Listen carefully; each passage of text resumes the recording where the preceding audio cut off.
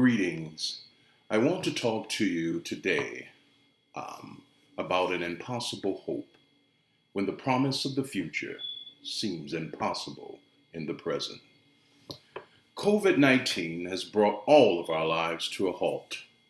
The pandemic has left many of us confused, overwhelmed, and perplexed, making it incredibly difficult to see beyond our current predicament. Not only do we not know what is next, but what does next even look like? Never before in my life, and I'm certain it is the same for you all, have I experienced anything like what we're going through now. In a matter of weeks, many of us were preparing to graduate, some to attend graduation, for family members and others preparing for summer internships. It seems all of a sudden that life has hit the pause button. Some of us were in a good place financially, physically, and spiritually when all this began. But I invite you to consider those who were not, those who have pre-existing conditions, and those who live paycheck to paycheck. Many of our neighbors are living in horror. Yet the one common denominator is that the notion of hope for many seems distant. In our reading today and in the book of Ezekiel, hope is sprinkled throughout the entire book. Yet it pales in comparison to the suffering and anguish and destruction. This makes this third vision report, and quite possibly the most famous, the Valley of the Dry Bones, interesting for the hope that it offers in the midst of a valley of despair. The vision is for people who are not only dejected, but have completely given up hope and are experiencing a living death. They have lost everything from their cities, temples, children, and hope itself. Absolutely dejected, zero visibility. And what hope they had went up in flames with Babylon's attack. No king, no land, no temple. The vision in the valley of death and despair presented an impossible hope to a nation in one of its darkest hours. The prophet Ezekiel was not exempt from all of this. Ezekiel not only witnesses the slow withering away of his people, he too has experienced loss along with them, as his wife, whom the Bible described as the delight of his eyes, died.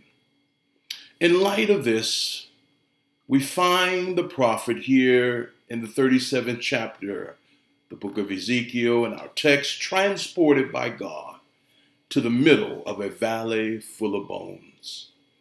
This was no cursory glance, as the Bible says that the Spirit led him around. And it seems that Ezekiel was surveying the valley, and in doing so, he noticed that there were not only a great number of bones, but they were very dry.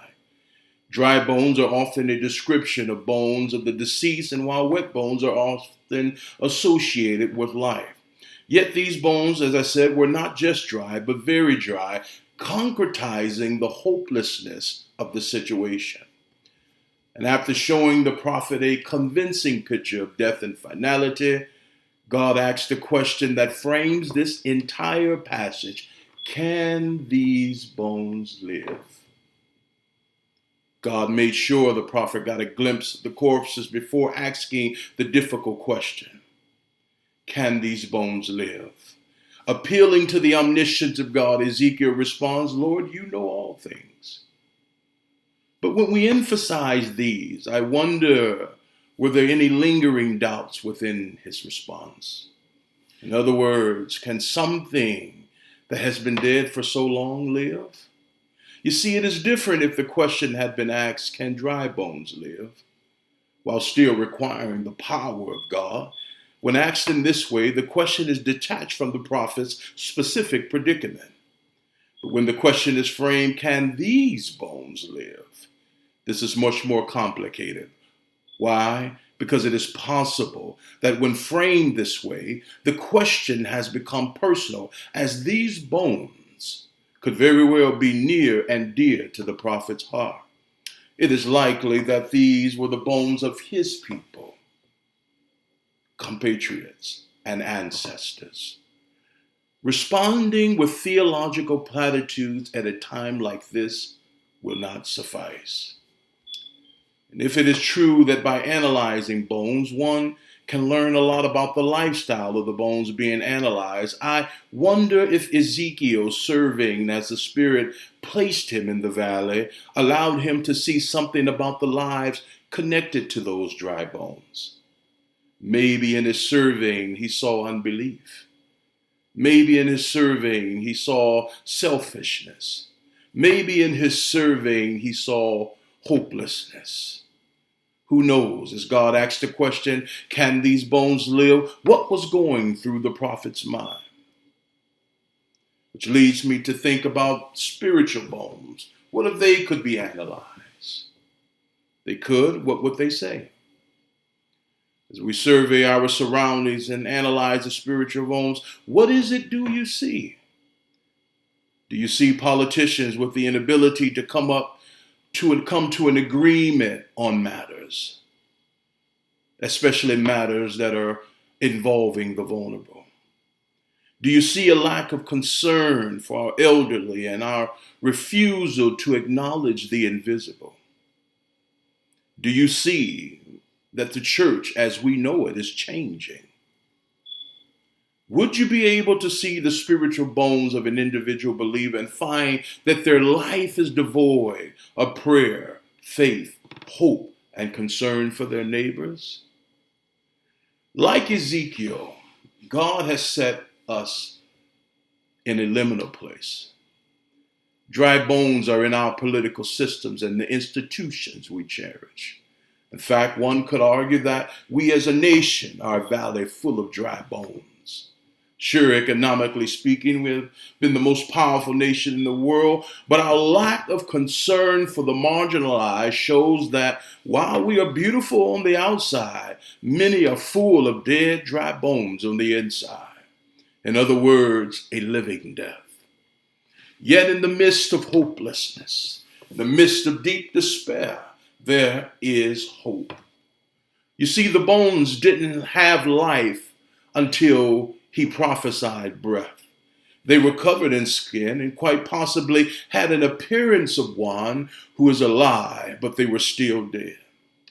It was the breath that gave life and restored them. Still, it was what happened after the breath that is striking. Most translations state that after the breath, they came to life. They stood up on their feet and became a vast army. They didn't just get up, beloved.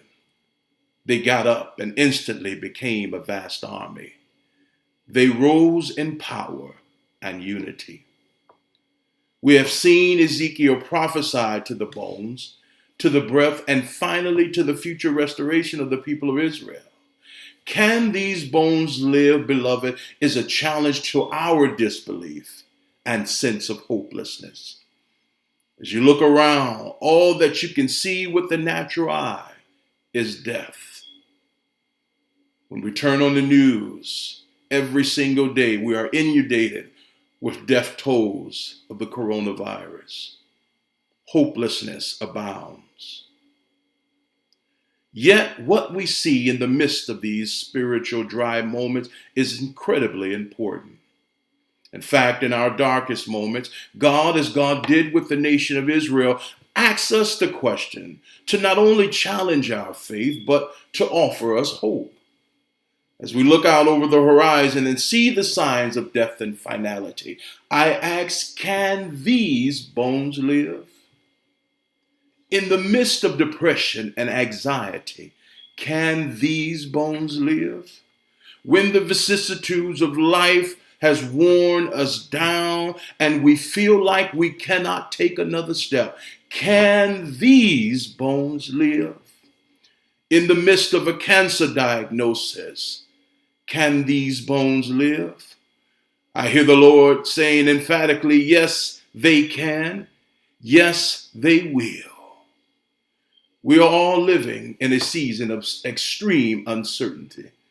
And while things look dismal, I invite you to remember how God has kept you, how God has sustained you and brought you through one trying time after another. Now, I do not want to offer false promises. I am sure you have seen plenty of those. But what I would like to propose to you, beloved, is that this is an opportunity to kick our faith into stubborn gear and to profess our belief and trust that the same God that has brought us this far is the same God that will carry us through. And let us go forth, beloved, this day, not in the spirit of fear, but in faith, trusting and rejoicing in the salvation of God that is to come. Because I believe we as a people, we as a nation will get through this. And as you embark upon another week of uncertainty, go forth, never losing hope in what is possible. God bless you. Amen.